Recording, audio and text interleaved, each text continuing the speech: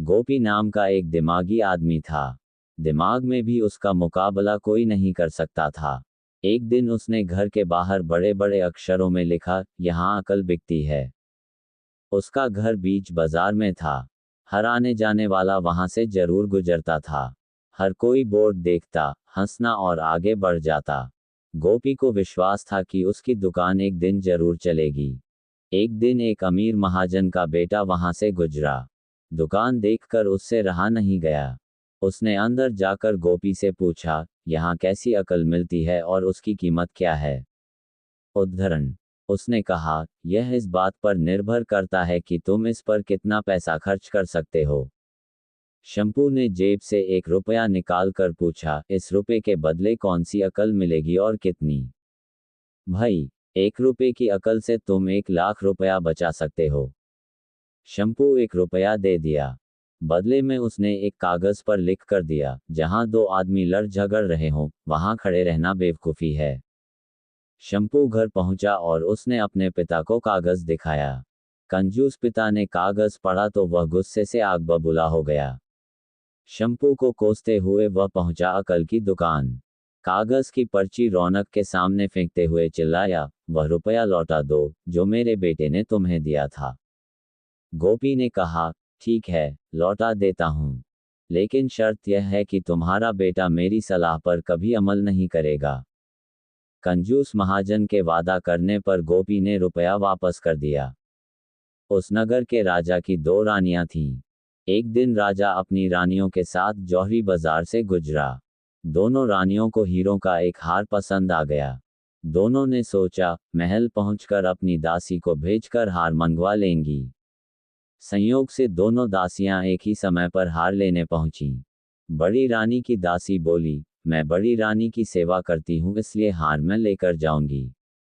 दूसरी बोली, पर राजा तो छोटी रानी को ज्यादा प्यार करते हैं, इसलिए हार पर मेरा हक है। शंपू उसी दुकान के पास खड़ा था। उसने दासियों को लड़ते हुए देखा। दोनों दासियों ने कहा, वे अपनी रानियों से शिकायत करेंगी।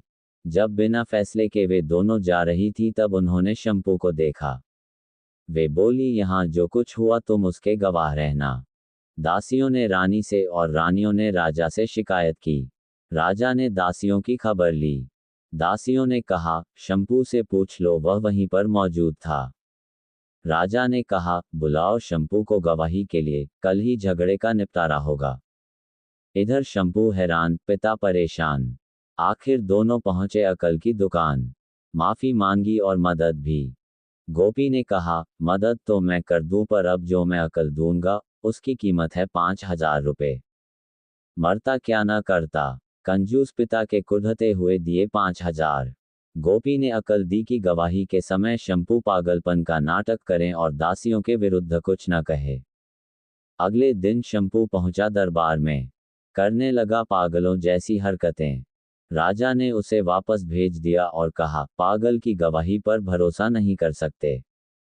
गवाही के अभाव में राजा ने आदेश दिया, दोनों रानी अपनी दासियों को सजा दें, क्योंकि यह पता लगाना बहुत ही मुश्किल है कि झगड़ा किसने शुरू किया। बड़ी रानी तो बड़ी खुश हुई। छोटी को बहुत गुस्सा आया। शंपू को पता चला कि छोटी रानी उससे नाराज है तो वह फिर अपनी सुरक्षा के लिए परेशान हो गया। फिर पहुंचा अकल की दुकान। गोपी ने कहा, इस बार अकल की कीमत 10,000 रुपए। पैसे लेकर गोपी बोला, एक ही रास्ता है, तुम वह हार खरीद कर छोटी रानी को उपहार में दे दो। शंपू सकते में आ गया। बोला, अरे ऐसा कैसे हो सकता है? उसकी कीमत तो 1 लाख रुपए है। गोपी बोला, कहा था ना उस दिन जब तुम पहली बार आए थे कि 1 रुपए की अकल से तुम 1 लाख रुपए बचा सकते हो। इधर शंपू को हार खरीद कर भेंट करना पड़ा, उधर अकल की दुकान चल निकली। कंजूस महाजन सिर पीट कर रह गया।